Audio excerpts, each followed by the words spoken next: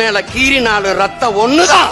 ஆக மொத்தம் நீ நானும் 10 மாதம் தான். நம்ம தாத்தா பட்டுக்கோட்டை எழுதியிருக்கான்.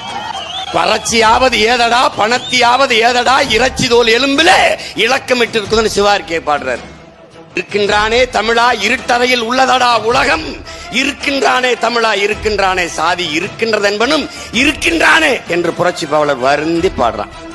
தமிழுக்கு அமுதென்று பேர் அந்த தமிழ், இன்பத்தமிழ் எங்கள் உயிருக்கு நேர் என்று பாடிய புரட்சி பாவலன் பாவேந்தன் பாரதிதாசன் தமிழ் வளர்த்தல் ஒன்று, சாதி ஒழித்தல் மற்றொன்று என்று பாடாமல் சாதி ஒழித்தல் ஒன்று, நல்ல தமிழ் வளர்த்தல் மற்றொன்று, உயிருக்கு நிகழார தமிழையே வளர்த்தலை பின்னுக்கு தள்ளுறான், சாதி ஒழித்தலை முன்னுக்கு தள்ளுறான். ஏன்?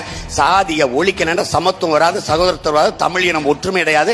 தமிழினம் ஒன்றில்லை என்றால் அரசியல் வராது, அரசியல் வராமல் அதிகாரம் வராது, அதிகாரம் வராத தமிழினம் தாய் தமிழை வளர்க்க முடியாது, தாய்மொழியை வளர்க்க முடியாது.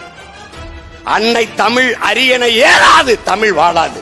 அதனாலதான் அவர் சாதியை முதல்ல ஒழிக்கணும்டான்றது. கடவுள் வெறி, சமய வெறி, கண்ணன்னிகர் தமிழுக்கு நோய் நோய் நோயே. இடை வந்த சாதி எனும் இடர் ஒழிந்தால் ஆள்வது நம் தாய் தாய் தாய் என்கிறார். அந்த தாய் எந்த தாய்? தமிழ் தாய்.